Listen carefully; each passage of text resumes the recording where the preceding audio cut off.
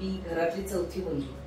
घरात चौथी मुलगी जन्माला येणं हा फार भयंकर प्रसंग होता आमच्याकडे. आणि म्हणून कायम ह्या गावाला कॉलरा मुक्कामाला असायचा. त्याच्यानंतर सगळे आपापल्या घरात.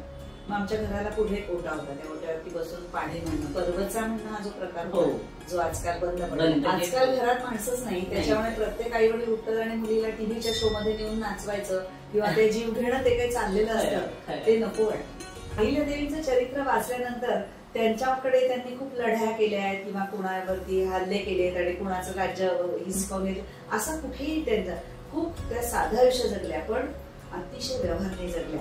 आणि त्यांच्यावरती नाट्य करायचं तर ज्यांनी आता मोठं महानाट्य केलंय त्यांच्याशी तर बोलायला हवं. म्हणून आम्ही बाबासाहेबांना मुद्दाम वेळ घेऊन गेलो आणि तिथे बोललो. तर तेव्हा त्यांनी असं पटकन ते म्हणाले की महाराजांनी इतकं त्यांचं काही कर्तृत्व मोठं.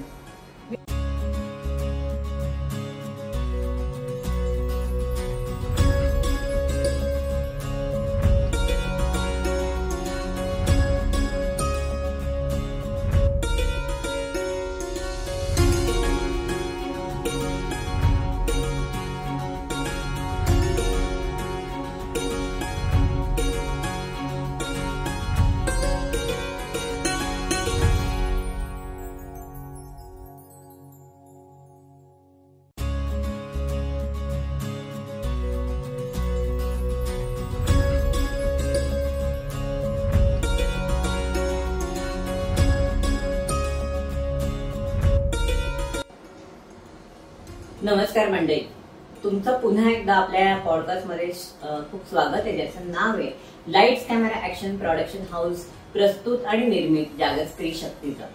तर आतापर्यंत तुम्ही खूप वेगवेगळे असे आपले पाहुणे कलाकारांसोबत गप्पा मारलेल्या आहेत, बघितलेल्या आहेत. तर आज आपण ज्यांना पाहुणे कलाकार म्हणून इथे बोलवले त्या म्हणजे आमच्या अहिल्यादेवी शाळेच्या माजी शिक्षिका अद्वैता उमराणीकर बाई. तर बाईंचे आधीच आभार की वेळात वेळ काढून इथे आलात आणि आमच्याशी गप्पा मारतायत. म्हणजे असतं ना की विद्यार्थिनीने बाईंचा मुलाखत घेणं हे खूप वेगळे आणि ह्या गप्पा खूप वेगळ्या असणार आहेत, कारण त्या वेगवेगळ्या क्षेत्रामध्ये कार्यरत आहेत. होत्याही आधी शिक्षिकामध्ये होत्या, त्या स्वतः कीर्तनकार आहेत, त्या लेखक आहेत, त्या कवी आहेत.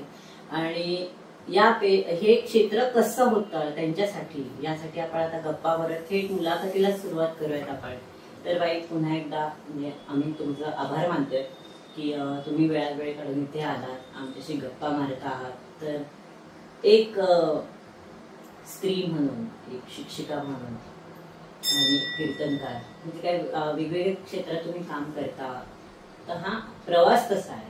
सुरुवातच आपण बालपणापासून करून, कारण बालपणातच म्हणजे ते म्हणतात बाळाचे पाय पाण्यात दिसतात, तसं काही घडलंय का?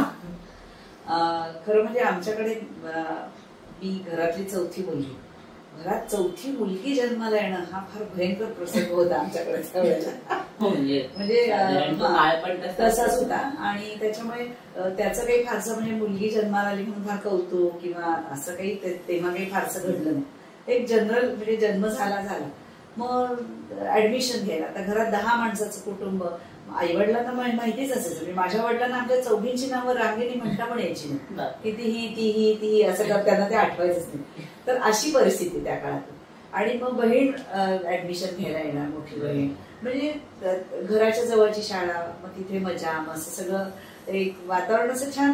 छोटस गाव असल्यामुळे सगळे एकमेकांना चांगले ओळखायचे. म्हणजे असं बरेचदा कधीतरी आपण कुठे एकटंच गेलं जत्रेत वगैरे तर कोणीतरी घरी आणून सोडून द्यायचं म्हणजे हे तुमचं हिंडत होतं कोणीतरी बघा. म्हणजे असं ते गाव होतं छोटस. मग ह्या गावात वाढत असताना मी 10वी पर्यंत तिथे होते. शिर्डी जवळचं कोपरगाव म्हणून गाव, साखर कारखानदारीचं गाव आहे, गोदावरी नदीचा किनारा आहे. आणि ह्या गावाला एक वेगळं ऐतिहासिक असं वळण. म्हणजे राघवा दादांना जी अटक झाली आपण वाचतो याच्यामध्ये शनिवार वेळेला, तर ती तिथे कोपरगावला त्यांना नजर कैदेत ठेवलं गेलं. तो वाडाही आमच्या तिथे घराजवळचाच आहे. त्याला राघवा दादांचा वाडा असंच आजही म्हणून ऐतिहासिक वास्तू ती जपली त्यांनी. तर अशा वातावरणात मी तिथे हे झाले. आमच्याकडे गावामध्ये कारखाने, 5 कारखाने गावाच्या पंचक्रोशी. त्याच्यामुळे ह्या कारखान्यांची मळी किंवा जे काही वेस्ट असेल ते नदीत सोडायची प्रथा आहे. आणि म्हणून कायम ह्या गावाला कॉलरा मुक्कामाला असायचं. तिथे आम्हाला कायम कॉलराची साथ, दर मे महिन्यात इंजेक्शन द्यायला यायचे, मग आम्ही पळून जायचो, वॅक्सिन असं तो प्रकार. तर अशा ह्याच्यातनं वाढत असताना एका छोट्या गावात छोट्याशी शाळा, सगळे शिक्षक एकमेकांना ओळखणारे, अशा ह्याच्यात आम्ही वाढल्यामुळे शिक्षक कसा असावा, शिक्षक कसा नसावा, शिक्षकाच्या बद्दल असलेलं प्रेम किंवा एक आपुलकी ती खूप मोठी होती. म्हणजे आम्ही शिक्षकांच्या घरी संक्रांतीच्या दिवशी तिळगुळ घ्यायला जायचंच, असं एक अट्टास, कारण गाव छोटंच सगळे सगळ्यांच्या घरी जायचे यायचे. अशा शिक्षकांच्या भावविश्वात किंवा शाळेच्या गावाच्या वातावरणात मी लहानाची मोठी झाली. पण मग आता जसं तुम्ही मुलींशी खेळून मिसळून ज्या शिकवण्याची जी काही पद्धत आहे, पण बालपण असंच होतं का अगदी खेळ? नाही, ते तसं नव्हतं बालपण. कारण काय, तेव्हा थोडंसं स्ट्रिक्ट वातावरण होतं. एक तर मुलींना शाळेत जायला मिळतं हेच कौतुकाचा विषय होता, आणि माझे स्वतःचे आजोबा मुख्याध्यापक म्हणून रिटायर झाले असल्यामुळे घरातही आम्हाला थोडंसं कडक वातावरण होतं, शिस्त किंवा काय. संध्याकाळी आमच्याकडे लाईट नसायची गावामध्ये, त्याच्यामुळे असं बाहेर फिरायला गेलं 6च्या नंतर सगळे आपापल्या घरात. मग आमच्या घराला पुढे एक ओटा होता, त्या ओट्यावरती बसून पाढे म्हणणं, पर्वतचा म्हणणं हा जो प्रकार होता, जो आजकाल बंद पडला. कारण आपल्याला सतत डोळ्यासमोर स्क्रीन असतो आता, तो नसल्यामुळे किती फायदे होते हे आम्हाला आता कळते. आणि ते सगळं म्हणजे माझ्या आईची तर मला आता, म्हणजे माझी आई नुकतीच गेले, तिची 2.5 की नेमकी पावकी ह्या सगळे तोंडपाठ होते. म्हणजे हे जे काही होतं, हे शिक्षण जे आहे हे घरापासून सुरू झालं होतं. म्हणजे हे याच्यावर मला सांगायला आवडेल की जर तुमचं घरापासूनच हे शिक्षण सुरू झालं तर शाळात तर तुम्हाला फक्त सपोर्ट सिस्टीम आहे खरं तर. म्हणजे घरापासून जर तुम्हाला तुमचा अभ्यास आई वडील जर घ्यायला लागले तर शाळेत शिक्षक शिकवतातच आहेत, पण घरी येऊन आई वडिलांनी पण तितका अभ्यास मुलांचा घेणं हे पण माझ्या वेळेला आई वडिलांना म्हणजे मूल कोणत्या वर्गात हे पण माझ्या वडिलांना आठवायचं नाही. तर अशा स्थितीत असल्यामुळे आई वडिलांनी अभ्यास घेण्याचा प्रश्नच होता. तुम्ही एकत्र कुटुंबात असा त्या मोठ्या भावाला तुमचा अभ्यास घेणं, किंवा माझे आजोबा मी तुला जसं म्हटलं तसं ते खूप चांगलं त्यांनी मार्गदर्शन केल्यामुळे असं काही आई वडिलांनीच अभ्यास घेतला पाहिजे असं एकत्र कुटुंब पद्धती पण होती, त्याचा हा फायदा आहे. आताच्या आपण बघतो की विभक्त कुटुंब पद्धती आली की फक्त आई वडील आणि मुलगा किंवा मुलगी, जी काही 4 चौघांचं जे काही चौकोन पद्धत आहे ती, त्यामुळे खूप तोटेही होत आहेत. तर खरं तर आता पुन्हा एकदा ती जुनी आपली एकत्र कुटुंब पद्धती यायला हवी आहे. आई वडिलांसोबत आजी आजोबा सुद्धा तिथे घरापासून खूप मोठं असतं, कारण आपण म्हणतो की मोठ्यांचा डोक्यावर हात असणं खूप मोलाचं असतं. ते तो किती अप्रत्यक्षरित्या किती चांगला असतो याचा अनुभव मी त्यावेळेला घेतला. की बहीण सोडायला येणार शाळेमध्ये, काही दुखलं खुपलं किंवा करायचं तर आजी आजोबा सॉल्व्ह करणं, म्हणजे मानसिक दृष्ट्या सुद्धा मूल इतकं सक्षम व्हायचं किंवा त्याला एक कॉन्फिडन्स येणं. ते घरामध्ये आपण घरामध्येच एक स्टेज मिळायचं मुलांना, म्हणजे पाहुणे आले की जरा नाचणं करून दाखव, गाणं म्हणून दाखव, हे जे काही होतं ना हे अभूतपूर्व होतं.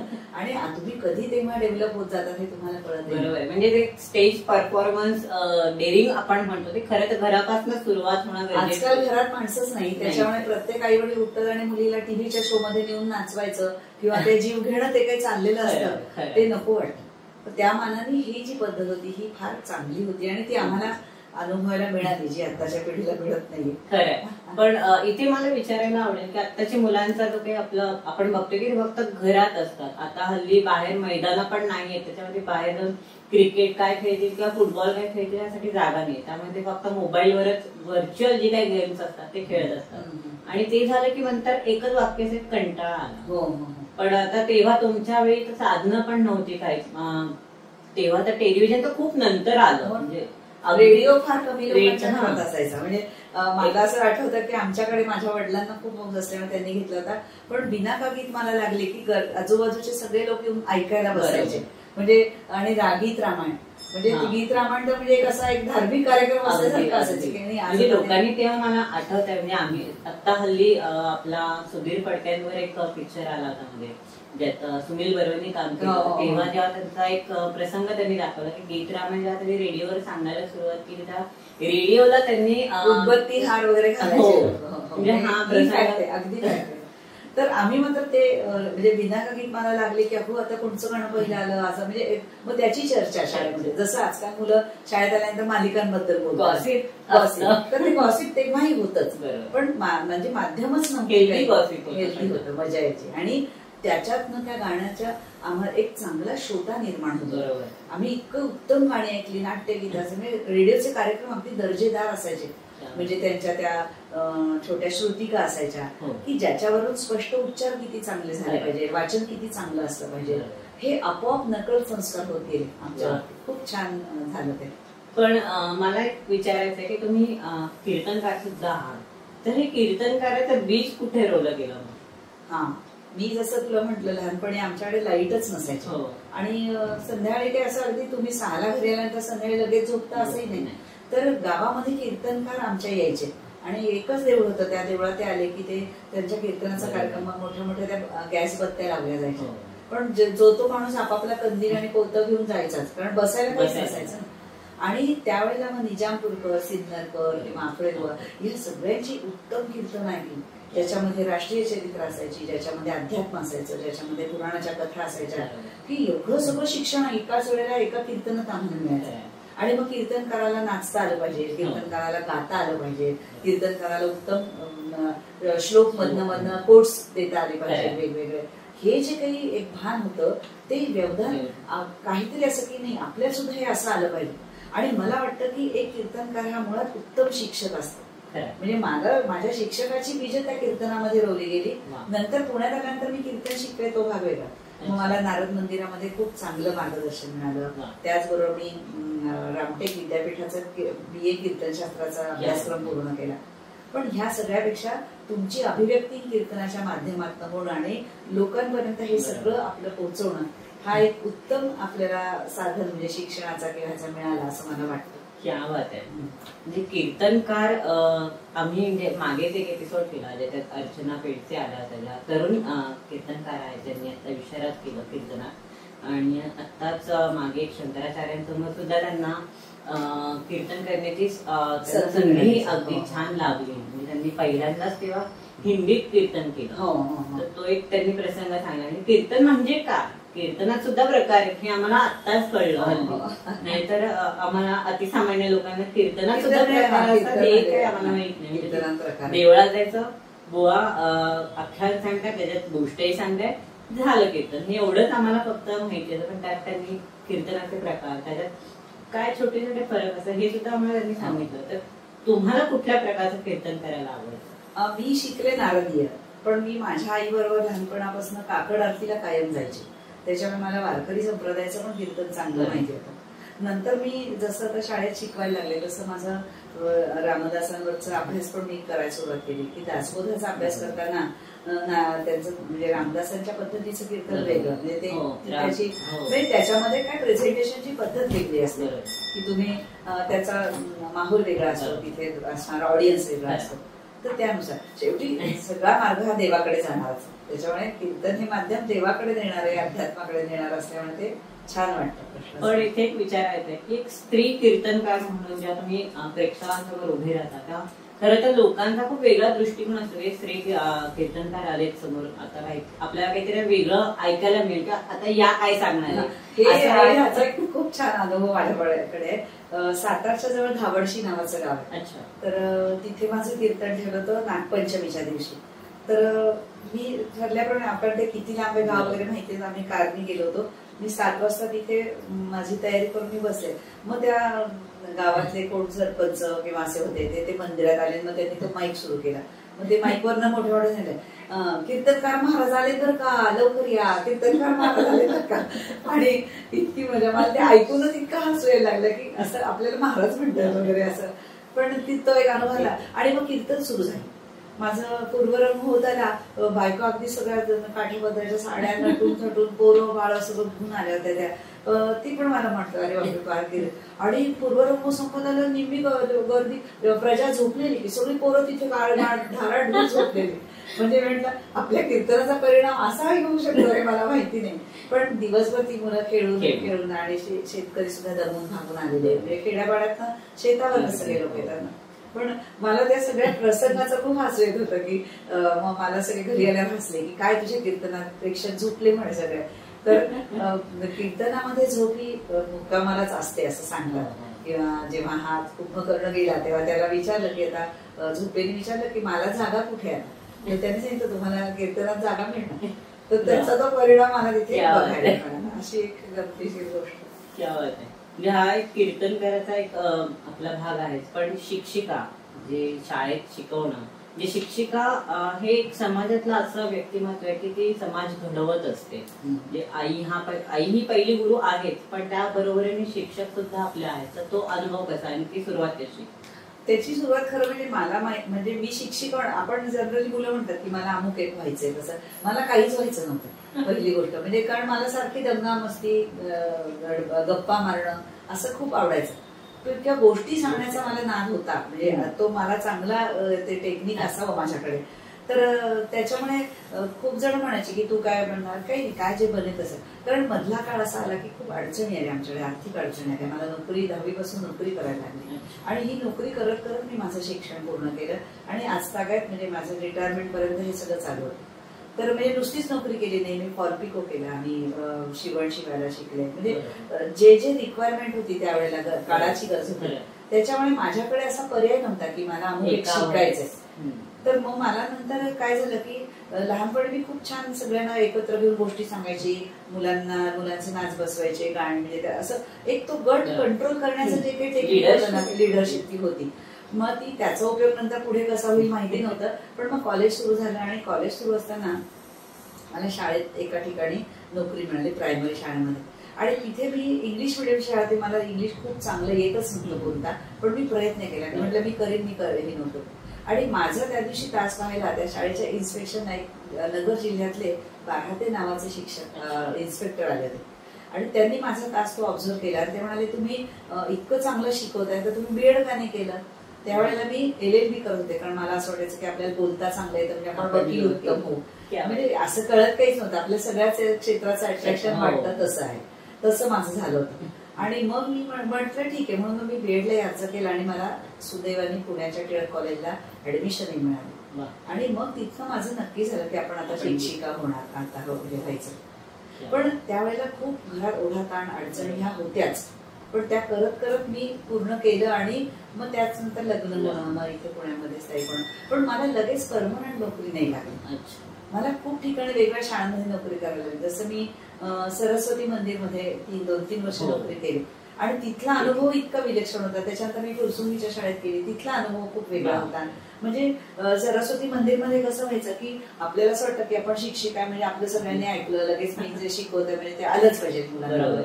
पण माझ्या समोर असलेला जो ऑडियन्स होता किंवा मुलं जी होती ती फार वेगळी होती. आणि मग जसं मला कळायला लागलं की ही मुलं फार गरीब घरातली आहेत, भाजीवाल्यांची मुलं आहेत, यांना शाळेत यायचंच नसतं, त्यांना मारामाऱ्या करून. आणि एक तर सगळ्यात महत्वाचं म्हणजे त्यांचं पोट भरलेलं नसायचं, कारण आई वडील पहाटेच त्या ह्याला काय म्हणतात मार्केट यार्डला जाऊन तो जो बाजार असतो तिथनं कमी भावात भाजी आणायची, मग ती थोडे भावात विकायचे, त्याच्यात त्यांचं मार्जिन असायचं. आणि ह्या ह्याच्यात ह्या मुलांची झोप झालेली नसायची. वेगवेगळ्या ह्याच्यातली म्हणजे भाजीवाले आहेत किंवा आपले कामगार वर्गातले सगळे आहेत. आणि मग ह्या मुलांचं लक्ष शाळेत लागायचं नाही. ह्या मुलांना पैसेच नसल्यामुळे अगदी पोटभर जेवण नाही, मनोरंजन साधन अजिबात नाही. मग काय व्हायचं, ह्या शाळेत मी गणित शिकवायचे, 3ऱ्या मजल्यावरती माझा तास असायचा आणि ह्या शाळेच्या खिडक्यांना गज नव्हते. मग ही मुलं गॅलरीमध्ये पाय टाकून हळूच निघून जायची.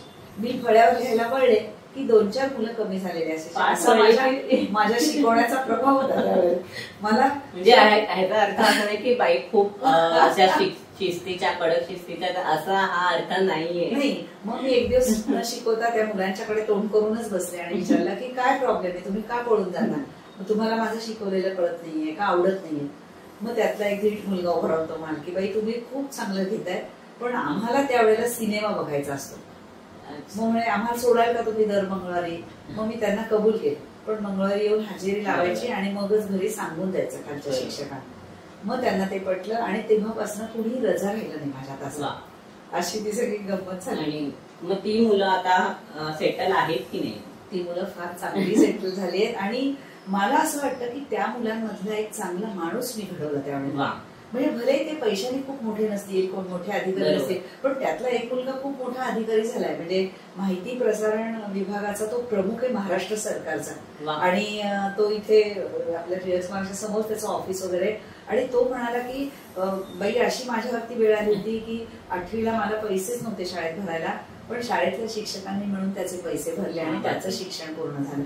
तर तो इतका शिक्षकांना मानत होता की म्हणजे 4दा तो असा 3दा म्हणजे पाया पडला की काय मी तुमचे उपकार कशाने फेडू. म्हटलं काही नाही, ही वेळ सगळ्यांवर येते, त्यातनं तू चांगलं केलं. त्यांनी तर चांगलं केलं, त्यांनी बोध घेतलं, पण त्याबरोबर शिक्षकांनी सुद्धा पुढे पाऊल टाकून त्यांना मदत करणं किंवा त्यांना समजून घेणं हा शिक्षकांमध्ये असणारी कला ती शिक्षकांमध्येच असायला हवी खरं तर. म्हणजे मुलांना समजून घेणं. त्या शाळेतले शिक्षक पण सगळे खूप मदत करणारे किंवा खूप म्हणजे त्यांनाही मनापासून वाटायचं की ह्या मुलांना शिका. मग आम्ही त्याला सांगितलं, अरे निदान तू भाजीचा धंदा करतोस ना, तुला निदान बेरीज आली पाहिजे, तुला फायदा कळला पाहिजे, तुला नफा किती मिळतो हे काढता आलं पाहिजे, एवढ्यासाठी शिकतो गणित. कारण आजकाल काय होतंय शिक्षणाचं, आम्ही शिकतोय खूप पण त्याचा वापर आम्ही रोजच्या याच्यात करू शकत नाही. हो, म्हणजे आम्हाला नेहमी पडतो प्रश्न की साइन थिटा कॉस अरे पुढच्या आयुष्यात आहे की नाही, कधी आणि कुठे वापरलाय, कोणी वापरला असा प्रश्न आहे. किंवा चेक लिहायचा असेल तरी कॉमर्सची मुलं बिचकतात हल्ली.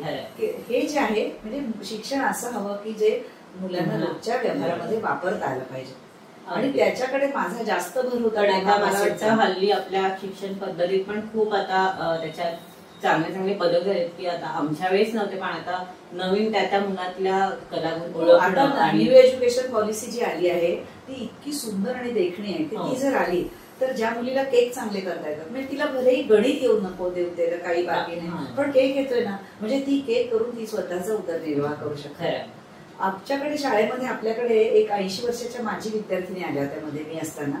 तर त्या म्हणाल्या की मी माझ्या घरी कामाला कधी कुणाला बोलत नाही, मला प्लंबिंग येतं, मला वायरिंग येतं, मला माझं फ्यूज बदलता येतो. म्हणजे हे बेसिक शिक्षण हे मुलांना दिलं पाहिजे की नाहीतर काही कुठे लाईट गेला की आम्ही जातो थेट लाईटच्या दुकानात की दे रे बाबा तू माणूस पाठव लाईट. आम्ही प्रत्येक गोष्टीवरती जर अवलंबून राहायला लागलो तर तसं नाही.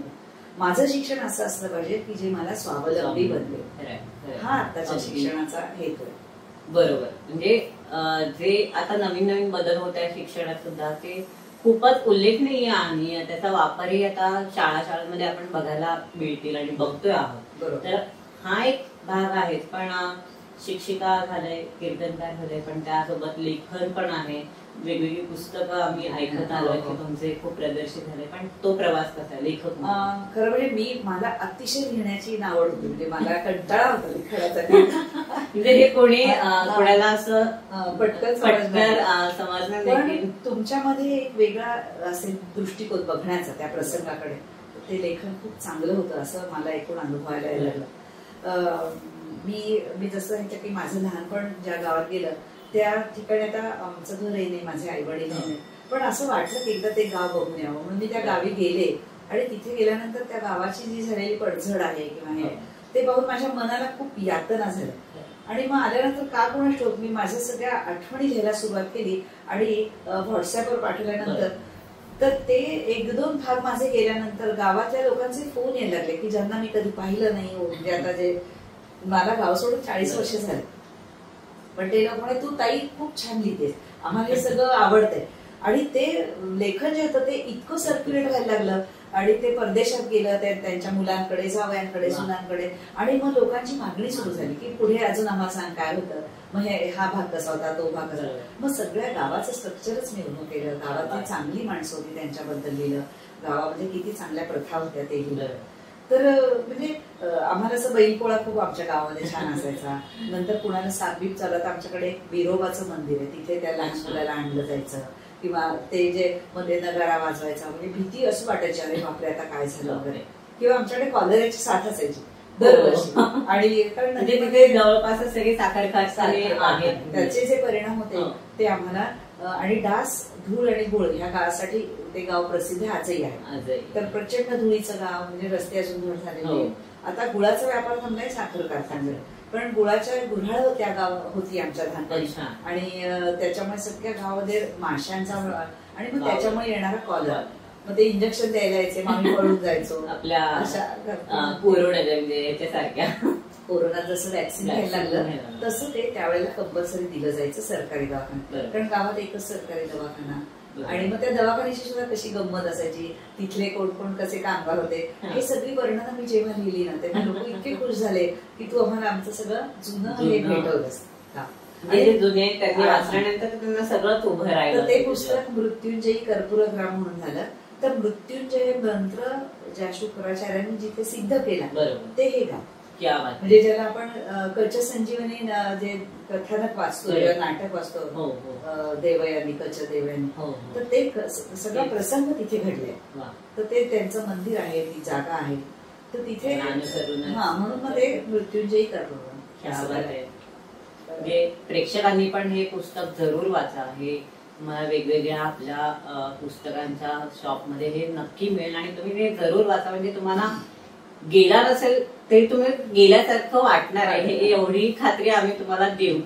पण हा प्रवास आहेच. लेखक म्हणून पुढे आपल्या ज्या अहिल्यादेवी शाळेमध्ये आपला मोठा महानाट्य तिथे झालं अहिल्याबाई होळकरांवर, आणि त्यातली गाणी किंवा ती जी कॉन्सेप्ट होती अहिल्याबाई होळकरांवर नाटक व्हावं, हा जो अट्टहास होता तो म्हणजे माझा खूप, म्हणजे मी जसं अहिल्यादेवी शाळेमध्ये लागले तेव्हा मी सतत त्या वास्तूचा किंवा अहिल्यादेवीचा असं काही ना काहीतरी वाचनात माझ्या यायचं किंवा एक अनुभव करायचा. आणि मुळात मी अहिल्यादेवीत लागल्यानंतर त्या अहिल्यादेवीशी कनेक्टेड असणारी एक व्यक्ती म्हणजे राघवा दादा यांना अटक जी झाली, नजरकैद जी झाली, ती आमच्या गावात झाली, कोपरगाव. आणि तिथे तो वाडा आहे, त्या वाड्याला भुयारी मार्ग आहे, त्या मार्गातनं म्हणजे जो मी तुम्हाला म्हटलं मगाशी शुक्राचार्य वगैरे, ते मंदिर बेटासारखा मागे ज्याला नदीने भेटलेलं आहे, तिथे त्यांना जाता यायचं, कारण नदी ओलांडायची नसते तुमच्या अडचणीच्या काळामध्ये, अशी प्रथा तेव्हा होती. पण ह्या राघवादादांची गंमत अशी की ह्या राघवादादांनी प्रतिपेशवाई उभारण्याचं काम त्यावेळेला केलं, आणि ते काम तिथे कोपरगावात बसून केलं. तिथे हिंगणी नावाचं गाव आहे, येवल्याच्या जवळ, कोपरगावच्या जवळ. तिथे तो त्यांनी बांधलेला एक राजवाडा अर्धवट स्थितीतला अजूनही आहे पडलेला. आणि त्यांनी त्यावेळेला त्या राजवाड्याच्या भोवती 200 फुटाची ज्याला सीमा भिंत म्हणतात तशी घातली. तर आम्हाला सगळ्यांना वाटतं की एवढा उंच भिंत कशासाठी घातली असेल. तर त्याच्या मागे मी जेव्हा अभ्यास करायला लागले तेव्हा माझ्या असं लक्षात आलं की ह्या लोकांचा अतिशय भूगोल उत्तम त्यांचा तयार असायचा. तर ह्या 200 फुटाच्या भिंतीवर त्यावेळेला त्यांनी दुर्बीण बसवलेली होती, आणि ही दुर्बीण अशी होती की आग्र्यापर्यंतचा भाग त्यांना कव्हर होत होता. आग्रा म्हणजे तो आग्र्यावर गावात बसून तर का बघायचं आग्र्यापर्यंत, तर आपल्यावरती काही शत्रू सैन्य हालचाल करत नाहीये ना, कारण हा भाग सखल, म्हणजे ज्याच्यात उंच सखलपणा नाहीये, डोंगर दऱ्या नाहीये, असा सपाटीचा भाग आहे. म्हणजे जसं पानिपतला आपण म्हणतो की शत्रू समोर आलेला दिसत होता, कारण तिथे डोंगर दऱ्या निघते, लपायला जागा जाते. म्हणजे तिथे तुम्हाला ज्याला आपण हे म्हणतो की शिवाजी महाराजांचं युद्ध जे होतं गनिमिकावा तिथे आपल्याला करता आला नाही, म्हणून मराठ्यांचा पराभव झाला असं सांगतात. तर हे जे आहे हे तंत्र ह्या राघवादादांना माहिती होतं, आणि ते तिथे वापरलंय. म्हणून मी सांगते की राजांचा अभ्यास, इतिहास, भूगोल जर उत्तम असेल तर तो राजा सक्सेसफुल होतो. जो शिवाजींना शिकवला गेला, त्यांना वेगळं रामायण सांगितलं गेलं, हे सगळं. म्हणजे रामायणात सुद्धा भूगोल आणि इतिहासाचा अभ्यास आहे, म्हणजे सगळीकडे शाळा आणि अभ्यास आहेच. म्हणजे खूप पूर्वीपासून शाळा ही चालत आली, म्हणजे अर्थात शाळेशिवाय आपल्याला शिक्षण नाहीये आणि शिक्षणाशिवाय शाळा पण नाही, असं आपण हे गणित मांडू शकतो. तर ह्या नाटकाचा जो प्रवास होता की सुरुवात कशी होती, प्रोसेस कशी, तर त्याचं असं झालं की 1920 सालचा हा प्रयोग आहे आपला. तर त्याच्यानंतर कोरोना सुरू झाला, पण तो म्हणून पोहोचला नाही लोकांपर्यंत.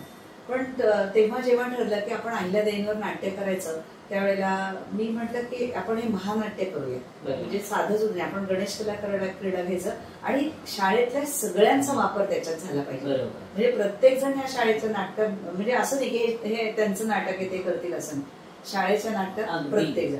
तर मुली प्रत्यक्षपणे 1500 मुली तर आपण वापरल्यात, आणि इतर मुली इतर कामात होत्या, शिक्षक वापरले, शिपाई वापरले. म्हणजे ह्याच्यात मला सांगायला आवडेल की ह्या नाटकामध्ये फक्त मुली नाही तर शाळेतल्या शिक्षिका आहेत, इतर आपल्या माजी विद्यार्थी होते ह्या कामामध्ये. आणि ह्या शिक्षिकांनी पुरुष पात्राचं इतकं छान काम केलं की तुम्हाला असं वाटणार नाही की हे पुरुष नाही तर स्त्री आहे. म्हणजे ह्या बाबतीत सुद्धा आम्हाला खूप निर्णय घेताना जरा जड जात होतं, कारण पुरुष शिक्षक आमच्याकडे फार अगदी एखाद दुसरेच असायचे, ते म्हणजे जर मोठ्या पदावर असतील तर आम्हाला त्यांना म्हणता आलं नाही. पण शिपाई पण असे नको होते आम्हाला घ्यायला की हे बायकांनीच पोहायचं, आता आपली मुलींची शाळा आहे ना, म्हणून मग ज्या काही चांगल्या अंगापिंडांनी बायका होत्या त्यांना आम्ही पुरुष पात्र अगदी हातवारे करून विनंत्या करून त्यांना करवलं. पण त्यांनी खूप आनंदाने ते स्वीकारलं आणि बाकीचे तर काय लग्नाच्या वराती आणि ते जे काही सगळं होतं खूप मोठं नाटक आहे आणि ह्याच्यात अहिल्याबाई होळकरांचा अगदी जीवन प्रवास दाखवला आहे. कारण मी जसं म्हटलं की हे नाटक मी घ्यायला घेतलं तसं अहिल्यादेवींचा पट बघताना आम्हाला खूप अवाक व्हायला होत होतं. एक बाई म्हणून आपण आता स्त्री शक्तीचा जागर करतोय म्हणून नक्की यांचा उल्लेख करायला हवा की किती वेगळ्या अंगाने घडलेली ही स्त्री. खरं म्हणजे एका चौंडी नावाचं गाव नगर जिल्ह्यातल्या एका छोट्याशा गावातली ही मुलगी, पण तिला तिच्या वडिलांनी सगळ्या ह्या प्रशासकीय कारभाराचे धडे दिलेले होते. पण ही मुलगी मुळातच महादेवाची भक्त किंवा पण उत्तम राज्यकारभार कसा करायचा आणि तिचं लग्नही तिथेच त्या गावातच ठरलं. जेव्हा पेशवे तिथे आले होते आणि पेशव्यांना प्रश्नही विचारले या छोट्याशा 5 वर्षाच्या मुलीने की तुम्हाला पंतप्रधानाची कामं माहिती आहेत का? मग ते म्हणे तुला माहिती आहेत का? मग ते म्हणे हो मी कीर्तनकाराकडनं ऐकलं. म्हणजे कीर्तनकार हा शिक्षक होता हे अजूनही म्हणजे कायम आपण लक्षात ठेवलं पाहिजे की तो समाजाचं प्रशिक्षण घडवत असतो. आम्ही तरी छोट्या शाळेमध्ये जाऊन काही ठराविक गटाचं करतो, पण शिक्षक म्हणजे पूर्ण समाजाचं प्रबोधन करणारा कीर्तनकार असतो. म्हणून त्याचा एक भाग वेगळा जो अहिल्यादेवीच्या बाबतीत पण खरा ठरला होता. आणि म्हणून अहिल्यादेवी कीर्तन पुराण कायम त्याच्यामध्ये त्या असायच्या की त्यातनं आपल्याला अनेक गोष्टी शिकता येतात. मग अशा अहिल्यादेवींचं स्त्री म्हणून व्यक्तिमत्व जर पाहायला गेलं तर ते अगदी आपल्या तुमच्या आमच्यासारखंच आहे. तिच्या वाट्याला अनेक दुःख पावलं पावली आलेली. तिच्या लग्नापासून तिच्या लक्षात आलं की तिचा नवरा चांगल्या चालीचा नाहीये, तिचा मुलगा खूप वाईट स्वभावाचा निघाला आणि पुढे तिच्या जावई गेलाय, तिची मुलगी सती गेली, 32 मृत्यू तिने घरातले पाहिले. आणि एवढं होऊन सुद्धा हा राज्यकारभार सासऱ्यांच्या विनंतीने तिने इतका उत्तम केला आणि अनेक ठिकाणी तिने लढ्या करण्यासाठी स्त्री सैन्य तयार केलं. म्हणजे ही त्यावेळची फार मोठी सुधारणा. हे स्त्री सैन्य करताना तिने युद्ध कधी प्रत्यक्ष लढलं नाही, पण तिने असे काही तह केले की त्या सगळ्यामध्ये राज्याला सगळं मोठे मोठे प्रदेश जोडले गेले आणि म्हणून राज्याचं उत्पन्न जे आहे ते त्याही काळात खूप मोठं होतं, आजही आहे. इंदोर मोठं टॅक्स भरणारा मावळ प्रांत जो मावळा म्हणतो माळवा प्रांत तो तसाच आहे. मग ह्या माळवा प्रांतावरती हल्ला करण्याचं कारण राघवादादांचं तेच होतं की मोठा पैसा मिळवून देणारा हा जो प्रांत आपल्या ताब्यात आला तर आपण पेशवाई प्रतिपेशवाई उभी करू शकतो. पण हा प्रांत उभा तिने असा तसा केला नाही. या अहिलेनी स्त्रियांना उभं करताना कुणालाही नुसती धुणं भांडी करायला लावली नाही, तर स्वतःच्या पायावर उभं राहण्यासाठी तिने मदत केली. त्यांच्यासाठी माहेश्वरला हातमाग तिने सुरू केले. या हातमागावर तिच्या माहेश्वरी साड्या बनवलेल्या जातात. अहिल्यादेवींना चौळी नावाचं गाव पेशव्यांनी आंदण दिलं होतं, ते चौल त्याला म्हणतात, तो तिथेच भागीरथ्याच्या जवळ. या सगळ्या गावांचा उपयोग तिने बायकांच्या रोजगारासाठी रोजगार निर्मितीसाठी केला आणि आजही तो उत्तम प्रकारे चाललेला दिसतो. तिथले जे भिल्ल लोक होते किंवा ते धनगर असतील किंवा कमी शिकलेले लोक होते त्यांना दुष्काळामुळे काय करावं असा प्रश्न पडायचा. मग हे धनगर भिल्ल एकदा अहिल्यादेवींच्या वाड्यावरती दरोडा टाकायला आले, कारण ही गोष्ट सगळ्यांना माहिती होती की प्रचंड पैसा ह्या राज्याचा इथे असतो. पण ही स्वतः साधी राहायची, पांढरी शुभ्र साडी, कधी तिने कोणता दागिना घातला नाही किंवा काही नाही. तिचं हे व्यक्तिमत्व खूप वेगळं होतं. तिथे आल्यानंतर ह्या दरोडेखोरांनी सांगितलं की तुमच्या तिजोरीच्या किल्ल्या द्या खजिन्याच्या, नाही तर मी तुम्हाला मारतो. त्या सगळ्यांचा अवतार भयंकर होता, हातामध्ये प्रत्येकाच्या शस्त्र होतं. रात्री 2ची वेळ. तिने सगळ्यांना सांगितलं की तुम्हाला किल्ल्या मिळतील, पण आधी तुम्ही शांत व्हा. तिने तिच्या नोकराला सांगून सगळ्यांना आधी गरम गरम ग्लासभर दूध प्यायला दिलं, कारण हे अनेक दिवसांचे उपाशी होते. आणि तिने सांगितलं की तुम्ही हे का करता एवढं मला सांगा, मी तुम्हाला देणार सगळं खजिना देऊन टाकते. त्यांनी सांगितलं की दुष्काळ पडलाय, आम्हाला उत्पन्नाचा मार्ग काही नाही, आम्हाला कोणी नोकरी देत नाही, आम्ही शिकलो नसल्यामुळे, आम्ही काय करावं सांगा, मुलं बाळ रडतात ढलजसा भुकेली, काय करावं बघवत नाही. मग तिने सांगितलं की मी सगळी तुमची व्यवस्था करीन, उद्या तुम्ही दरबारात या. त्यांना रात्री पोटभर जेवू घातलं, त्यांची राहायची व्यवस्था केली. दुसऱ्या दिवशी दरबारात आल्यानंतर अहिल्यादेवीचं वेगळेपण कसं आहे बघा. तुम्ही आम्ही फक्त एखाद्याने गरिबांनी मदत मागितली तर देतो तशी ती नव्हती. तिने प्रत्येकाला 2-2 एकर जमीन दिली आणि त्याचबरोबर बियाणं दिलं, बैलजोडी दिली, त्यांना विहिरी काढून दिल्या आणि ते देताना लिहून घेतलं त्यांच्याकडनं की ह्या 2 एकरातलं 1 एकर उत्पन्न स्वतःसाठी वापरायचं आणि अर्धा एकर हे राज्याला टॅक्स म्हणून द्यायचं. राहिलेला अर्धा एकर पशु पक्ष्यांसाठी राखीव ठेवायचा. हे सगळे तिचे जेव्हा गोष्टी पाहिल्यानंतर लक्षात येते की हिच्याकडे किती द्रष्टेपण होतं आणि कुणालाही फुकट द्यायचं नाही. राज्याला उत्पन्नही मिळालं पाहिजे, लोकांच्या हाताला कामही मिळालं पाहिजे आणि लोकांना त्याची जाणीव राहिली पाहिजे. नाहीतर आमच्याकडे लाडकी बहीण आणि गरिबी हटाव योजना येतात, नुसतेच फुकट पैसे देऊन उपयोग नाही. ह्या लोकांनी देशासाठी काय केलं, उलट ह्या योजनेमध्ये सरकारला करणारेच लोक जास्त आहेत, सरकारीच लोक आहेत, हे पाहिल्यानंतर मग वाईट वाटतं. म्हणून अशा व्यक्तिमत्व किंवा अशा स्त्रियांचा अभ्यास आवर्जून झाला पाहिजे. इथे मला एक किस्सा विचारायला आवडेल की बाबासाहेब पुरंदरेंसोबत तुम्ही याची चर्चा केली होती, तेव्हाचा किस्सा एक आहे. अहिल्यादेवींचं चरित्र वाचल्यानंतर त्यांच्याकडे त्यांनी खूप लढ्या केल्या आहेत किंवा कुणावरती हल्ले केलेत आणि कुणाचं राज्य हिसकावून असं कुठेही त्यांचा खूप त्या साधं आयुष्य जगल्या, पण अतिशय व्यवहाराने जगल्या. आणि त्यांच्यावरती नाट्य करायचं तर ज्यांनी आता मोठं महानाट्य केले त्यांच्याशी तर बोलायला हवं. म्हणून आम्ही बाबासाहेबांना मुद्दाम वेळ घेऊन गेलो आणि तिथे बोललो. तर तेव्हा त्यांनी असं पटकन ते म्हणाले की महाराजांनी इतकं त्यांचं काही कर्तृत्व मोठं नाही. मी म्हटलं ते मला मान्य आहे, त्यांच्या आयुष्यात खूप घटना आहेत त्याशा घडल्या नसतील युद्धाच्या वगैरे, पण जे काही घडलं ते विलक्षण आहे. पण मला एक माझी इच्छा आहे, मी करणार. तेवढे बघा करा तुम्ही, चॅलेंज स्वीकार आहे. आणि मग हा चॅलेंज मी स्वीकारला आणि त्यांनाच आम्ही ह्या नाटकाच्या प्रमुखपदी पाहुणे म्हणून बोलवलं. आणि जेव्हा त्यांनी नाटक सगळं सादर होताना पाहिलं, एकाच वेळेला लॉबीमध्ये 300 मुलींचं नृत्य चालायचं, त्याच वेळेला स्क्रीनवरती काहीतरी दिसायचं आणि त्याच वेळेला नाट्य घडत होतं आणि त्याच वेळेला सगळा ऑडिओ ऐकला जात होता. खूप विलक्षण झाला तो आणि संपूर्ण सभागृह गणेश कलाकारात तुडुंब भरलेलं होतं आणि तो जो आनंद मी घेतला तो अमेझिंग होता, त्याला शब्दच नाही. अगदी म्हणजे बाबासाहेब पुरंदरेंकडनं कौतुकाची थाप मिळणं खरंच आणि नुसतं ऐकणं नाही तर त्यांनी तुमचं नाटक तुमचं काम बघून त्याला अभिप्राय ते म्हणाले की अगदी तुम्ही म्हणजे मला नव्हतं वाटलं इतकं छान ते असेल, तुम्ही इतकं देखणं उभं केलं की एक आपण काहीतरी चांगलं निर्माण केलं, लोकांसाठी आनंद निर्माण केला. हा आनंद मला रिटायरमेंटला फार मोठा आनंद देऊन गेला. वा, खूपच छान. आणि आवर्जून एक गोष्ट सांगायची की या नाटकात जेवढी काही गाणी होती, साधारण माझ्या अंदाजे 11-12 गाणी होती या नाटकामध्ये, ही सगळी बाईंनी लिहिली आहेत आणि बाईंनीच त्याची चालबद्ध पण केलेली आहे. मला ह्याच्यासाठी अगदी माझी विद्यार्थिनींचं आपल्या सगळ्या कौतुक करावं असं वाटतं की त्या नृत्य शिकवायला आल्या, ज्या गाण्या रेकॉर्डिंगसाठी मदतीला आल्या, त्यांच्याबरोबर त्यांचे आणखी चिन्मय वाईकर वगैरे असे विद्यार्थी पण, म्हणजे रमण बागेचे विद्यार्थी पण खूप आले आम्हाला मदतीला. मला आता प्रत्येकाचं नाव घेणं आठवत नाही, शक्य नाहीये. तर ह्या सगळ्यांनी मिळून हे जे काम केलं, ती जी माझी विद्यार्थिनी जिने हे काम केलं, तिला नुसती चाल किंवा प्रसंग सांगितला तर साधारण कोणत्या रागातलं ह्याला स्वर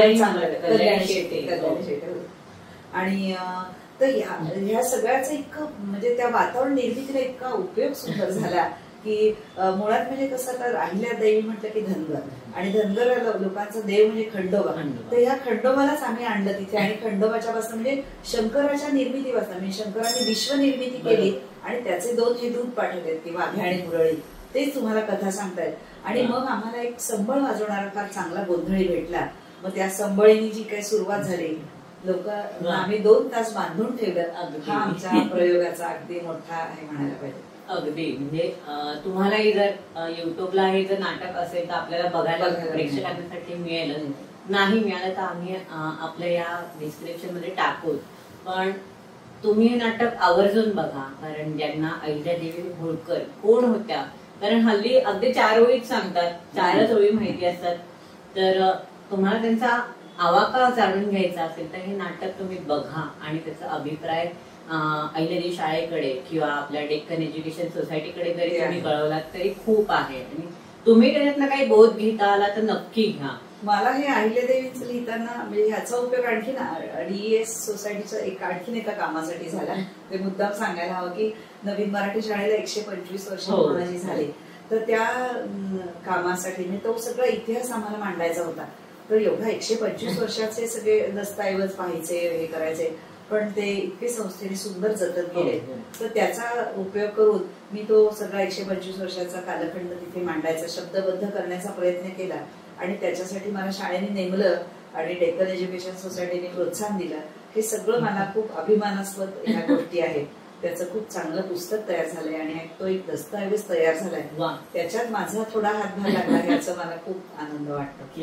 आणि ह्याच्यात बरेच काही तुम्हाला जुने फोटो पण बघायला फोटो इतके सुंदर आहे. तुम्हाला सांगते की त्याच्यामध्ये एक दस्तऐवज माझ्या समोर असा आला की तो 18व्या शतकाच्या शेवटचा रजिस्ट्रेशनचे ते फॉर्म होते आणि त्याच्यामध्ये किती मुलं शाळेमध्ये आली आहेत याची नोंद होती. तर पहिला पट अगदी 10, 5, 8 असे ते पट होते. तर त्यातल्या काही एक कॉलम असा होता की पहिलीच्या वर्गामधली 6 मुलं विवाहित असं लिहिलेलं होतं. म्हणजे किती तेव्हाच्या प्रथेप्रमाणे की लहान वयात लग्न होणं मुलं पण ते शाळेत येत होते. शाळेत शिकवण्याची सुद्धा पद्धत आज जी आपण न्यू एज्युकेशन पॉलिसी प्रमाणे म्हणतो हे सगळं त्यावेळेच्या नवीन मराठी शाळेत म्हणजे भारतातली पहिली प्राथमिक शाळा असा त्याचा उल्लेख अभिमानाने केला जातो. त्याचं कारण हे आहे कारण ह्या शाळेमध्ये मुलांना पाऊस मोजायला शिकवत होते म्हणजे पर्जन्यमापी होती. त्याच्यानंतर म्हणजे थर्मामीटर ज्याला म्हणतो तो होता की तापमापी ज्याला म्हणतो की आजचं तापमान किती. म्हणजे आजकाल आम्ही जे नुसतं हवामानाचा अंदाज ह्याच्यावर बघतो तसं नाही की तापमान का बघायचं कसं बघायचं किंवा साधं आपलं कर्कटक असतं की इकडनं मोजायचं का तिकडनं. आम्हाला हा प्रश्न नेहमी पडायचा शाळेमध्ये पण तो सुद्धा सोडवणाऱ्या विद्यार्थीने आज आपल्याकडे शाळेत आहे पुरा किर्लोस्कर सारख्या. तर ह्या सगळ्यांनी खूप सुंदर मेहनत घेऊन पुढे या आमच्या विद्यार्थिनी मोठ्या झालेल्या आहेतच. पण हे सगळं काम मुळात ह्या प्रायमरी शाळेने खूप चांगले संस्कार घडवले. खडू बनवायचं काम गणपती बनवायचं काम या शाळेमध्ये चित्रकलेचा वर्ग जसा वेगळा मूर्तिकलेचा वेगळा म्हणजे मुलामधल्या सगळ्या गुणांना सुप्त गुणांना हे मिळावं हे त्याच्यामधलं जे तंत्र ते आता परत आलंय न्यू एज्युकेशन पॉलिसी. आपण म्हणजे ही गोष्ट खूप पूर्वीपासून चालत आली आहे. ती परत मध्ये खंड पडला आणि आता पुन्हा ती सुरू झालेली आहे. कारण जेव्हा शिकलेल्या मुलांना प्रत्यक्ष काहीच येत नाही असं लक्षात आलं तेव्हा सरकारला ही पॉलिसी आणायला लागली की जे करतोय ते मला माझं व्यवसायाचं मार्गदर्शन करणारं ठरावं. नाहीतर आम्ही शिकतोय आणि व्यवसाय भरतच करतो. मग ते आपण बघितलं की साधारण कॉमर्सचा मुलगा असेल तरी त्याला पटकन चेक कसा भरायचा किंवा काय त्याचं ट्रान्झॅक्शन करायचं कळत नाही. किंवा एखादा इलेक्ट्रिक इंजिनियर असतो पण त्याला फ्यूज बदलता येत नाही. यांना प्रॅक्टिकल करायलाच मिळालं. आता प्रॅक्टिकल करून मगच शिकायचं ही जी पुन्हा भावना आली. किंवा एखादी मुलगी सुंदर फुलं बनवत असेल केक्स बनवत असेल तर तो तिच्या जगण्याचा हे मार्ग म्हणजे इन्कम सोर्स तिचा ठरू शकतो. किंवा आपण पार्लरचा कोर्स मुलींना दिला तर त्या त्यांचं स्वतःचं पार्लर करून त्यांना रोजचे काहीतरी पैसे मिळू लागतात. म्हणजे ह्या जशा घटना आमच्या समोर येऊ लागल्या तसं मग हे शिक्षण उत्तम होणार असं वाटायला ते आहेच. हे तर आहेच म्हणजे शिक्षक आहेत पण वेगळी घरची पण शाळा असेल ना. घरी पण वेगळी शाळा होती. म्हणजे माझ्याकडे तर वृद्धाश्रम होता असं मी थोडक्यात म्हणेन. माझ्या सासूबाई होत्या माझे आई वडील होते दीर होते मोठे आणि ह्यांचा एक वेगळाच प्रॉब्लेम असायचा. म्हणजे सकाळी पेपर सुद्धा सगळ्यांना एकच पेपर असेल तर चौघांना वाचायलाच हवा असायचा. म्हणजे सकाळीच पेपर वाचला पाहिजे असं एक काहीतरी प्रघात असेल. मग शेवटी मी 4 पेपर सुरू केले. मग माझ्या असं लक्षात आलं की ह्यांच्या दिवसभराच्या वेळेचं काय करायचं ना गणित. कारण मी शाळेत आल्यानंतर त्यांनी काहीतरी मोठं एक काम करून ठेवलेलं असायचं की आपण आज संध्याकाळी अमुक एक करूया म्हणून मोठा घाट घालून ठेवलेला असायचं. आणि मी दमून आलेले असल्यामुळे मला ते त्रासदायक वाटायचं. मग मी माझ्या असं लक्षात आलं की आपण रोज ह्यांना सकाळी जर गृहपाठ दिला काहीतरी जसं शाळेतल्या तर मग मी त्यांना सांगून यायची की आज चटणी करायची आज आपल्याला पोहे चालून ठेवायचे आज रव्याचे लाडू करायचे. मग ते जे काही त्यांना उत्साह असायचा ते चौघांना दिवसभर चांगलं काम मिळायचं. आणि हा जो काही सगळा भाग शाळेचं जे काही टेक्निक आहे ते पावलं वापरायला लागतं. म्हणजे शाळेच्या पहिल्या दिवसापासून ते मला वाटतं आता शेवटपर्यंत शाळा सुरूच राहणार. म्हणजे ते निवृत्ती नाहीये. निवृत्ती माझी शाळेतून जरी झाली तरी मी शाळेशी कधीच डिटॅच झाले नाही. मी निवृत्त झाले त्यावेळेला कोरोना सुरू होता आणि कोरोनाच्या काळात आमच्या भांडेवाल्या बाई त्यांची मुलं घेऊन आल्या किंवा हो ह्यांची परीक्षा आहे ह्यांचं ते मोबाईलवर अभ्यास झालाय मला वाचता येत नाही. त्या बाईला वाचता येत नव्हतं मुलांना त्याहून वाचता येत नव्हतं. आणि मग माझ्या लक्षात आलं की अशी जनता किती आहे की ज्यांना आणि घरामध्ये जर भांडेवाली असेल तर एकच मोबाईल असतो. तो वडील जर कामाला घेऊन गेले तर मुलांना शाळा चालू आहे हेच कळत नव्हतं. आणि तेव्हा कोरोनामध्ये तर मोबाईल आणि आता उद्या परीक्षा म्हटल्यानंतर शेवटी त्यांना ते जे पेपर याच्यावर आले होते त्याचे फक्त उत्तरं त्यांना लिहायला लावली. त्यांना शोधून दिली ती उत्तरं कारण त्यांना वाचताच येत नव्हते. आणि मग त्या दिवशी मी ठरवलं की ह्या मुलांसाठीच आपण काम सुरू करायचं. म्हणजे आपण असं म्हणतो की अनेकांना प्रश्न पडतो की निवृत्तीनंतर काय तर माझ्याकडे घरात संधी चालत आली होती आणि त्याच मी काम करून मी आता आतापर्यंत असे आरटीच्या मध्ये जी मुलं आलेली आहेत त्यांच्यासाठीचे वर्ग चालू. हो, म्हणजे हे सांगायला मला प्रेक्षकांना सांगायचं आहे की जो कोरोनामध्ये हा प्रॉब्लेम सुरू झाला तो आजता गयात हा प्रयोग सुरू आहे आपल्या गव्हर्नमेंटच्या अंडर आणि आता पुण्यात मला वाटतं 2 शाळा आहेत, अजून भरपूर शाळा त्याला जोडल्या जातील अजून पुढे आणि हे काम असंच पुढे चालू आहे. आणि कारण हे खूप मोठा प्रश्न आहे आता समाजापुढे की जर तुम्हाला लिहिता वाचता मुलं वाचनापासून आता तुम्हीच बघा ना, म्हणजे मी सांगितलं आमचं लहानपण इतकं छान गेलं की आम्हाला गावामध्ये एकच लायब्ररी असायची, तर वाचनाला काही मिळतंय का असं जाऊन आम्ही बघायचो. आजकाल मुलं वाचायलाच नको म्हणतात, कारण एक तर त्यांना सारखे माध्यम खूप उपलब्ध आहेत. ते तुमच्या मोबाईलवर बघतात, तुमच्या रेडिओवर ऐकतात, टीव्हीवर ऐकतात. तर ह्या सगळ्याचा परिणाम इतका झालाय की मुलं वाचनापासून दूर गेली. तर मुलांनी प्रत्यक्ष पुस्तक वाचलं पाहिजे. म्हणजे हे ऐकण्यापेक्षा, म्हणजे आपण ज्याला ऑडिओ बुक्स म्हणतो त्याच्यापेक्षा प्रत्यक्ष वाचण्याचा जो आनंद आहे तो वेगळा येतो आणि त्यातनं माणसाला खूप चांगला संवाद स्वतःशी पुस्तकाशी पण एक नाळ जोडली जाते. कारण ते पान उलटताना सुद्धा आपल्याला तो एक स्पर्श किंवा ते भावना निर्माण होणं पण गरजेचं आहे. त्याशिवाय पुस्तक वाचलंय हे पण मी आता माझ्या नातवंडांना पु ल देशपांडेंच्या ऑडिओ ऐकवतेच, कारण त्यांना पु ल देशपांडे कधी कळणार. हो, आणि ते म्हणजे हे कोण पु ल देशपांडे हे आम्हाला माहितीच नाही. आपण आता साहित्यिकांना मुलांपर्यंत पोहोचवायला हवं. हा पण माझा उपक्रम अप्रत्यक्षरित्या किंवा प्रत्यक्ष असं चालू आहे. मराठी प्रचार समितीचं काम करताना आम्ही मुलांसाठी परीक्षा मराठीचा देत सुरू केलाय. हो, तो एक उपक्रम तर खूप छान आहे. म्हणजे बेळगावात जाऊन तिथे मराठीच्या म्हणजे जशा आपल्याकडे हिंदी भाषेच्या जशा परीक्षा होतात तशा आम्ही मराठीच्या सुरू केल्या आहेत. कारण बेळगावात काय झालंय, बेळगावमध्ये कर्नाटक सरकारने कानडी कंपल्सरी केली की ही मातृभाषा आहे कर्नाटकाची. पण ह्या कर्नाटकात सुद्धा बाहेरून आलेले लोक आहेत, तिथे राहणारे मराठी लोक आहेत, हे विसरूनच गेले ते. आणि खरे तर आपले लेखक किंवा आपले साहित्य सगळे ह्याच्यातलेच आहेत. आणि म्हणून आमचं असं तिथे लोकमान्य मल्टीपर्पजच्या वतीने आम्ही काम सुरू केलंय आणि त्यांना लक्षात आलं की मराठीलाच मराठी शिकवायची गरज आहे. मग ह्या मुलांना मराठी वाचन आलं पाहिजे, आपले साहित्य कळले पाहिजे, रामायण महाभारत कळलं पाहिजे. आणि म्हणून हा उपक्रम इतका छान सुरू झालाय. तिथे सुरू झालाय, आता तोच उपक्रम आम्ही पुण्यात पण सुरू केलाय. कारण पुण्यातल्या सुद्धा मुलांना मराठी शिकवायची गरज आहे, कारण ते वाचनापासून दूर गेले. म्हणजे सध्या जो काही मराठीचा वाद सुरू आहे त्याच्यावर हा तोडगा आहे असं आपण वाद घालण्यापेक्षा ह्याच्यातनं काय सोल्युशन काढता ते बघावं. कारण वाद घालणं हा शिक्षकाचा पिंड नसतो, तर मुलं सुधारणं आणि मुलं साहित्यापर्यंत येणं हा आपल्या बरोबर. आणि जी मातृभाषा ती तर खरं तर आलीच पाहिजे. कारण तुम्हाला जर बाकी भाषा येत नसतील म्हणजे ह्या खरं तर आपल्यासाठी दुय्यम आहेत की इंग्रजी ही आता जर तुम्ही IT कंपनीत गेला किंवा मोठ्या पदावर गेला तर इंग्रजी ही भाषा आली पाहिजे, तुम्हाला प्रेझेंट करता आली पाहिजे. पण नाही तर निदान तुमची मातृभाषा तुमची अगदी परफेक्ट असायला हवे की जेणेकरून तुम्ही मराठीत बोललं ते कोणी ना कोणते ते ट्रान्सलेट करून समोर सांगणारच आहे. तर हा प्रवास जसा तुमचा सुरू होता की निवृत्तीनंतर सुद्धा शिक्षकी पेशा काय सुरू काय ती काही त्यांनी पाठ सोडलेली नाही, ती कधीच सोडू नये. कारण आम्ही जसे घडलो तसेच अजून हजारो मुलं अजून तुमच्याकडनं घडावेत असे. हो, मी पण अगदी देवाला सांगते की आपल्याकडनं नेहमी चांगलं जाऊ दे, सगळ्यांचं कल्याण होऊ, एवढंच हा त्याच्या मागचा हेतू असतो. कारण तुम्ही बघा की एखादी स्त्री असेल ना तर ती कधी अशी स्वस्थ बसणार नाही. ती डिझाईनच्या रांगोळ्या तरी तयार करेल, ती एखादं मण्याचे दागिने तरी करेल, असं काहीतरी छोट्या छोट्या बायकांच्या मनात सतत चालू असतं. आणि जसं म्हणजे रेसिपीज असतील, काही जण पदार्थ उत्तम बनवतात, काही जण चांगल्या इंटेरियर डिझायनर होऊ शकतात. म्हणजे हे सगळे जे व्यवसाय आहेत हे स्त्रियांसाठी पण आहेत आणि पुरुषांसाठी पण आहेत. आजकाल पुरुषांची क्षेत्र पण स्त्रिया खूप चांगल्या प्रकारे हाताळतात आपण बघतो. पण म्हणून स्त्री म्हणून घडवायचं असं नाही करायचं. तिच्यामध्ये जे गुणधर्म आहेत ते त्याला जर चांगलं चॅनलाइज केलं आपण तर ते उत्तम घडू शकतं. अगदी. म्हणजे हल्ली पुरुषाला खांद्याला खांदा लावून स्त्री पुढे चालली, म्हणजे ती चंद्रावर पोहोचते, मंगळावर जाते, बाकी बिझनेसच्या बाबतीत आहे, पत्रकारितामध्ये पण आहे, पोलीस अधिकारी सुद्धा आहेत, असे खूप आहेत ज्या त्यांच्या बरोबरीने चालतायत.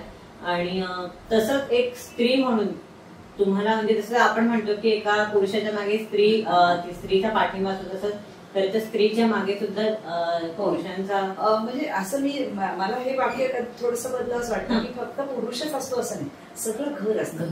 तुम्ही जेव्हा एखाद्या घरात म्हणजे जन्माला येता ना तेव्हा तुमच्यावर सगळी नाती जन्माला येत असतात. तुम्ही कोणाची मुलगी असता, तुम्हाला कोणीतरी मामा भेटतो, तुम्हाला मावशी भेटते. ह्या जसा नात्यांचा जन्म होतो तसं स्त्रीचा दोनदा जन्म होतो. एकदा आईच्या पोटी होतो आणि दुसरा लग्न झाल्यानंतर होतो. कारण लग्नानंतरही तिला खूप नाती मिळतात आणि ही नाती तिला समृद्ध करत असतात. ह्या नात्यांमुळे तिचं व्यक्तिमत्व खुलत असतं आणि ह्या नात्यांनी जर तिला चांगला सपोर्ट केला, जो जसा मला केलाय, माझ्या सासूबाईंनी केला, सासऱ्यांनी, माझ्या दीर जाऊ, माझे मिस्टर, माझी मुलं, या सगळ्यांनी जो केलाय, ह्याच्यामुळे तुमचं व्यक्तिमत्व खऱ्या अर्थाने खुलून येतं. नाही तर तुमचं तुम्ही वेगळं व्यक्तिमत्व दाखवायला गेलात तर तुम्ही कोणत्या थराला जाता हे तुमचं तुम्हालाही कळत नाही. तर व्यक्तिमत्व हे एकट्याने घडायची गोष्ट नसते, ती सगळ्या समाजाची प्रक्रिया असते. घराची असते, समाजाची असते, तुमच्या शैक्षणिक बॅकग्राऊंडची असते. इतक्या सगळ्यांचा सहभाग त्याच्यात असतो.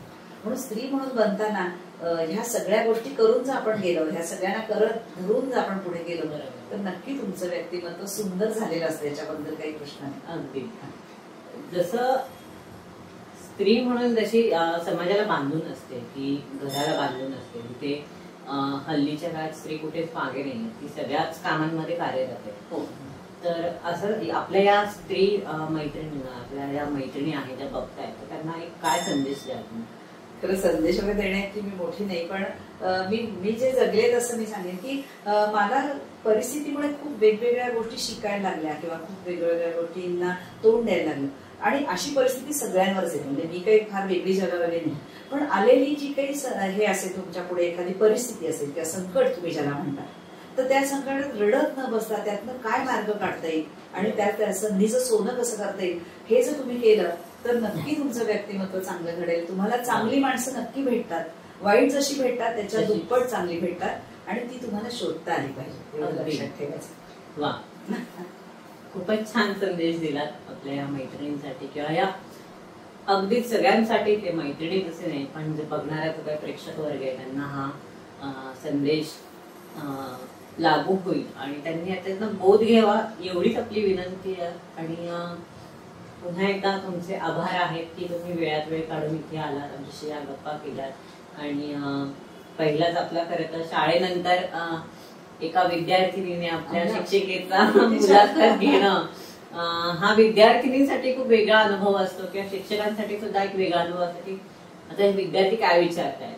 आणि इथे आम्ही कुठेही असे विद्यार्थी आणि शिक्षक या भूमिकेत नव्हतो आणि खूप वेगळ्या गप्पा झाल्या, खूप वेगवेगळ्या प्रसंग तुमचे आम्हाला कळले आणि तुमच्या आयुष्यात काय काय झाले प्रसंग, जे काही अनुभव आम्हाला आज कळाले ते खरंच खूप प्रशंसनीय आहेत की तुम्ही त्याला सामोरे गेलात आणि त्याच ह्याच्याने तुम्ही त्याला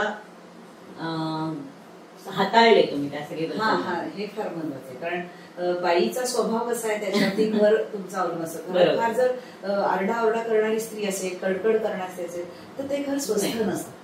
तर तुम्हाला सोशिक बनायला लागतं, तुम्हाला परिस्थिती जी असते कुणीतरी माघार घ्यायची असते, ती स्त्रीनेच घ्यायची असं नाही. काही वेळेला पुरुषही घेतो, अनेक ठिकाणी हे सगळे प्रकार पाहायला मिळतात. पण शक्यतो स्त्रीने घेतली तर स्त्री ही जोडणारी असते सगळ्यांकडे. म्हणून तुम्ही तसे बना असं मी तुम्हाला सांगेन. नक्की नक्की आपला प्रेक्षक वर्ग याच्यावर नक्की विचार करतील आणि त्यांच्या आयुष्यात हा संदेश लागू करतील अशी आपण विनंती आणि आशा ठेवूयात. आणि पुन्हा एकदा धन्यवाद. आणि जसं की आपल्या या कार्यक्रमाला गिफ्टिंग पार्टनर म्हणून काही कोपागा फूड्स, मुक्ताज आर्ट आणि एकमेव आर्ट हे आपल्या गिफ्टिंग पार्टनर लागलेले, तर त्यांनी छोटे छोटे भेट वस्तू तुम्हाला दिलेल्या आहेत. आपले जे काही पाहुणे कलाकार आहेत तर त्यांना कोपागा फूड्स आंबोळी पीठ आहे, त्याच्यानंतर मुक्ताज आर्ट यांनी बनवलेले छोटे छोटे फॉर्म मध्ये पॉट्स आणि ते तुम्ही शोपीस म्हणून तुम्ही त्या घरामध्ये ठेवू शकता. आणि एकमेव आर्ट जे सलग यंदाचं त्याचं 3रं वर्ष ते पु ल दर्शिका करतात, त्या पु ल देशपांडेंचा प्रचार आणि प्रसार व्हावा हा त्यांचा उद्देश आहे.